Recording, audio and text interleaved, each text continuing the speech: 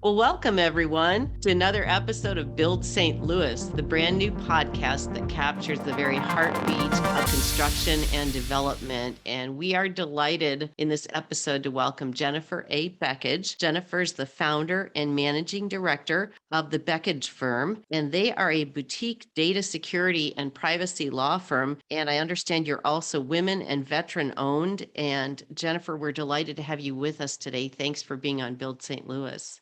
Thank you, Carrie. I'm happy to be here. Thank you so much. Well, let's just dive right into our episode for today. And I titled it, working title of, Is Your Firm Protected Against a Cyber Attack? And I think that we can't get this message out enough, especially to those in the built environment and real estate whose work takes them out of the office more than not. And I'm excited about what you're going to share to help all of us in the construction and development industry just be better protected with our data and everything that goes along with that. The first question I had, Jennifer, for you was if you could share with us why construction companies and others operating in the built environment, developers as well, are particularly and uniquely vulnerable to cyber attacks. I'd love to know that. Sure, and maybe a little background will help. I think when most people think about data breaches and cyber attacks, they think about personal information. And we may remember the first big data breaches were in the healthcare space and credit cards and other fields that really are holding on to a lot of consumer personal information. So these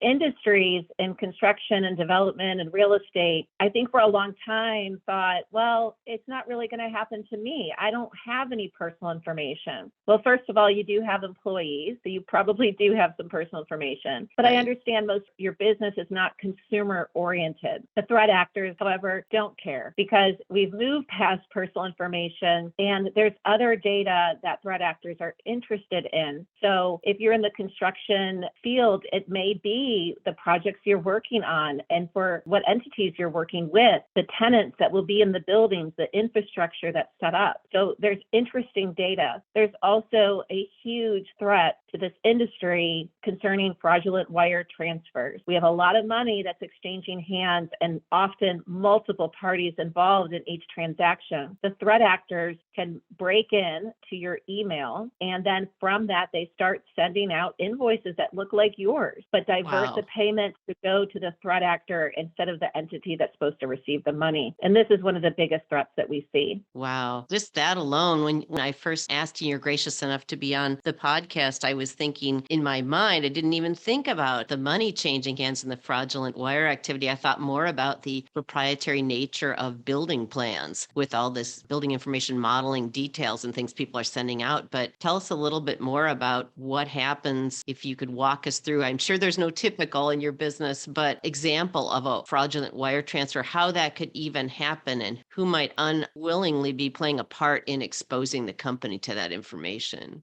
Great question. In our experience at the Beckage firm, threat actors either want data or they want money. So if they're not interested in your proprietary systems and who your tenants are and the projects you're working on, it's going to come down to dollars. And they can do that two different ways, primarily fraudulent wire transfers and ransomware. So you were asking about fraudulent wire transfers because that's probably the largest threat that we see in this industry currently. So what happens is if in your organization you're using email and you may have a corporate email, or we still see a lot of folks using web-based email platforms like Gmail and others, a user to sign into their email has a username and password. And hopefully they've got another way that they're authenticating into that account. That's called multi-factor authentication. You might have to provide additional information, a text on your phone, or answer some additional questions to be able to get into your email account. If that password is weak, if you don't have that multi-factor authentication, a threat actor can get into your email. So they sign in just like they're you. And what they do is they start sending invoices out that look just like your invoices, and they know what they look like because they're in your email. And what they do is they change the bank routing information to go to the threat actor's account. Now, you may say, well, I would probably see this going on in my email, but that's not the case. place. The threat actors can hide in your email. They can send and receive emails without the user even knowing it, unless they had the right technical tools to be able to discover it. And even then, it's very difficult. So once wire payment goes elsewhere, it is critical for the organization to act very fast. We have banks involved and usually a lot of dollars involved. So at the Beckage firm, we've got a 24/7 incident response line and an incident response email. And we find that in the matters that we can jump on as fast as possible, we can try to recover that money back. But if you wait too long, it may be difficult or impossible to do so. Sure. Gosh, that just blows my mind. In terms of them changing bank routing numbers and account numbers, is it just something that's so subtle that even if you feel like if you're the accounts receivable person or the controller, whoever's in charge of that, that even that person might not notice that it's different? Is it like the maybe those goofy emails we receive where there's one letter different, in the URL, or how subtle are those fraudulent Correct. changes, I guess? The fraudulent actor can set it up an account at your same bank. So it really just Wow. comes down to, the numbers looking different. And this is why it's really important, especially in real estate transactions or anytime we're wiring large sums of money. When you go to pay a bill and you have received an email that says, oh, our bank information's changed, I would contact who sent that email. And don't just reply to the email because that's Sure. probably the threat actor's account or their email. So you're going to want to go back to the last phone number that you had for that individual and call them. Get on the phone. And I know we're in a technical world nowadays, but getting on the phone is one of the best ways to authenticate these wires before they're made. Oh, great advice. You mentioned the two key categories of fraudulent wire transfers, Jennifer, and the ransomware. Tell us about the ransomware to make sure that those of us understand that term and what that breach looks like. Sure. So ransomware really comes down to a threat actor getting into your system and encrypting your data, some or all of it. When they encrypt your data, they basically make it unreadable and unusable to you. So what the threat actor does is they encrypt this information and then they provide a note that says, we will help you, or we will provide information so that you can unencrypt your information, but you're going to have to pay us a fee for this. And that's a ransomware. Many times the threat actor has already been in your system, taken the data they wanted, maybe even did a fraudulent wire transfer, and the ransomware is just some icing on the cake. We already got some money, we did what we wanted to do, but why not see if we can extort this entity for additional money? Sometimes a ransomware is just deployed on its own with no other threat occurring to the organization. So they can come in a variety of different formats. Ransomware is so easy to deploy nowadays. They have ransomware as a service. You don't even need technical knowledge to deploy these. So you could have a disloyal employee, a competitor. It doesn't have to be some state-sponsored actor in some foreign country. These are threats that can happen within the United States and maybe even by individuals that you may even know. Unfortunately, however, it's very difficult to track down and seek restitution from the threat actors. With the use of technology, they can really hide behind a lot of things so that it's difficult to identify who did it. Wow, that was going to be my next question. So that's beyond distressing to learn that. And I never thought about, potentially these threat actors. I thought of exactly who you said. I sort of typecast them as these evil group of techie people, thousands of miles away, but it could be someone that was familiar with your own data and your system from working there. I guess it could be a current employee for that matter. That's Right. scary stuff. No, So, and yeah, go ahead. oh, go ahead. No, I was you're gonna fine. say, if it in that sense, a disgruntled employee or competitor, they may not even try to seek money. It may be really just reputational harm. A Mm. lot in the construction industry use a lot of virtual construction programs, and if they can go in and tinker with some things, it could really cause catastrophic damage to the project when you've got many different parties relying on many different stages, from the outset of the project to completion. Just a few tweaks, a few wrong numbers, a few wrong directions can really have tremendous damage. Wow. So profound to learn. So, contractors listening to this, or real estate developers or brokers, may be listening to this and saying, well, gosh, that's horrifying, Jennifer, but I'm good because our data's backed up because our IT person told us it was. or just, I'm putting myself in that spot. So thinking people are thinking they're good because they've taken maybe what are unknown to them more remedial steps that really aren't going to help them in this situation. What are the most important steps that, or checklist, if you will, that a company can make sure they're complying with and fulfilling so that they're not calling you once the damage has already been done?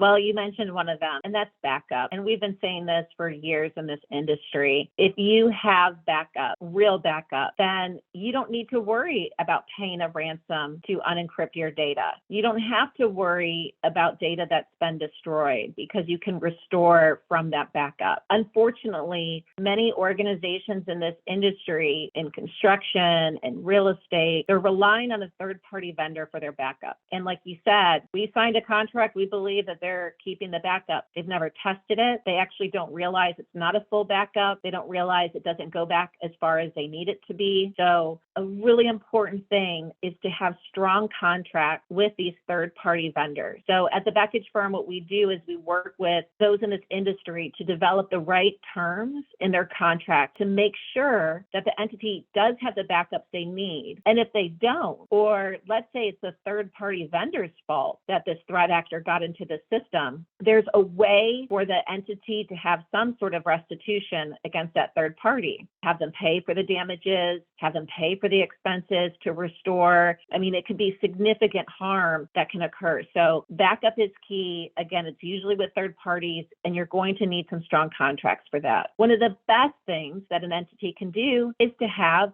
some sort of multi-factor authentication on email. We've got a lot of folks involved, a lot of independent contractors, and again, many are using web-based email, and it's free. It is free Wow. to turn multi-factor authentication. Go to your settings right now in your email account, on your LinkedIn page, on your social media page, and there will be a button that you can click, and it will say turn on two-factor authentication, or it'll be called multi-factor authentication. Turn it on. It makes it so much harder for the threat actor to get into your email. And again, it doesn't cost you a dime. Wow. I The feel third like it's thing, like, oh, go ahead. Go ahead. I was going to say, I feel oh, like when you're saying this, it's the difference between me putting the locks on my front door in my house at night and having a security system. It just seems like it's another layer that why not do it? right, why not? And it's one of the best defenses today, and technology is changing, but one of the best defenses today. The third thing is preparation. And I'm sure everyone's heard this if they've ever read an article or listened, to any news story. It's all about preparation for a data security incident. You want to think about what you're going to do in a time of crisis. If you have children, I bet you know where the pediatric, urgent care is near your home. It's the same for a data security incident. If something goes wrong, who are you going to call and how are you going to handle it? Because if you don't handle it the right way, the damages and expenses increase, the chance of significant reputational harm increases. Typically, and I've been in this space for a long time, typically when things happen, people want to tell everybody about it because they're looking for help. But in spreading the word, they may be spreading inaccurate information. They may be tipping off the threat actor on what they're doing to remediate the problem. And so they're never going to be able to get at the threat actor. So you want to go through what's called a tabletop exercise in our industry and just walk through, okay, if something happens, who are we going to call? How do we know what our legal obligations are if we need to report to potentially impacted people? There's obligations to report to different governmental agencies at the state and potentially federal level. What are we going to do to get our systems back up and running? There's a lot of things that have to happen. And what are the proper communications? So come up with a plan, any plan. Any plan is better than no plan. Wow, those are three great tips for sure. In terms of insurance, is there any way? I mean, I would just imagine, I don't know that it'd be super costly, but if a company really wanted to protect itself, are there policies out there for companies in construction and development and other fields for, I guess, cyber attack insurance? Yes, and yes. There is cyber insurance. Cyber insurance has become a little bit more expensive over the years. We have a hardened market because the amount of threats and demands for ransomware have increased over the years. But there is cybersecurity insurance. We're a certified breach coach, which means that we're one of the few law firms in the country that works with insurance carriers on data security incidents. So I've worked with these carriers firsthand, and they really do want to help. They're very strong policies. They pull together the right legal and technical teams that are experienced working on these matters to help the client out. If you're working to get cybersecurity insurance, my recommendation would be to really work with a broker that has experience in cybersecurity. It may not be the broker that you use for your general liability or your D&O policy. I hope so, but just make sure that they're very experienced in cybersecurity insurance policy matters, because there's a lot of great policies out there that, again, can provide a lot of coverage. Pull together those teams that you need so that you can stand up and get back to work. Wow. It's such a sobering topic because it seems like it doesn't matter if you're the mom and pop contractor or if you're a global construction company or if you're the single shingle broker just getting deals done. If somebody gets in, it's really a predatory situation, isn't it? Yeah, and one of the things I tell clients to think about is, what are your crown jewels? Is it your designs, your financial information, your tenants, who your customers are, building access points, trade knowledge, employee data? Like, what are those things that you really need to protect, and take steps to protect those? Who has access to them? Don't share passwords across multiple people in your organization. If people leave, terminate their access. Don't hold on to more data than you need to. Think about what your crown jewels are, and then you can take steps to best protect it. I like that metaphor. Makes a lot of sense to me. The only other question I had for you this morning, Jennifer, is I wondered if there's any way for our listeners to quantify. Every cyber attack and victim is different, but in terms of either what this is costing business on an annual basis in terms of successful, data breaches and other things, or if there's an average cost of or a range of what we're talking about in terms of just speaking to the monetary damage. I don't know how you'd quantify the data damage, but Yeah, and reputational harm is hard to quantify. If everyone knows that you've had an incident in your organization, are they really going to want you involved, especially on those sensitive projects? So it is hard to quantify, but here's a couple things that go into that. One, do you have cybersecurity insurance? If not, a lot of this is going to come out of your pocket. There's cost to restoring your technical system. If that's OT, if that's IT, whatever that might be, there's going to be some cost. You might need to get new servers. You may need to deploy different mailbox accounts and add new systems. There could be new vendors that need to be engaged to best protect your information. Second is, if it's a fraudulent wire transfer, we're usually always talking about at least 6 figures. The threat actor is going to look for a big number. So 6 figures and up on those, and it could be multiple instances of that. You may not be able to get that back from the banks, especially if a lot of time has passed by. Third, ransomware. If you're subject to a ransomware, gosh, I've been doing this for a really long time, and ransomware demands used to be a lot smaller, but now we're seeing enormous demand. And if you don't have that money sitting around and you don't have cyber insurance to maybe help make those payments, and you have to make that payment to unencrypt your data, or else you're out of business because you have no data. Everything's gone. Right. I mean, it's sort of the bet the company type issue. So that's another factor that can drive up costs. And then, as we mentioned, the reputational harm is so difficult to quantify, but what efforts do you need to do when it comes to public relations, handling media inquiries, all of those sorts of things we help clients with, but depending on the size of the organization and the harm that's occurred, that could take some additional, marketing and PR dollars to help address those. sure. And like you said, not a quick fix at all in terms of maintaining and preserving the company's reputation. Right. Can't even imagine. We have just been delighted today to learn from Jennifer A. Beckage, who is the founder and managing director of the Beckage firm. And they are women owned, they're veteran owned, they're a boutique data security and privacy law firm. We didn't even get into privacy. We'll have to talk to you another time on I'd on love that avenue to. of your services. What are the two, just to ask, what are the two main or a couple of main pillars under privacy, like for companies? What would you be doing? Yeah, a lot of it, privacy is not a concept that was really well settled, if you will, in the United States. And now it is. And it really contains or addresses providing notice to individuals about your data collection practices, and in some instances, obtaining their consent to process their information, and then honoring any right they may have to their data. So we're talking about individual data. So more information at thebeckagefirm.com. You can see some of our articles and events and a little bit more about data privacy. Always happy to answer any questions that anyone has. But yeah, the balance of data privacy and data security, it's very complex. You can't put your head in the sand about this anymore. So I'm really glad that you're having this podcast to address this timely topic. Thanks so much, Jennifer. And again, Jennifer A. Beckage, founder and managing director of the Beckage firm. And we are delighted to learn from you. And I hope that you'll come back and see us again on Build St. Louis. Thank you so much. Thank you.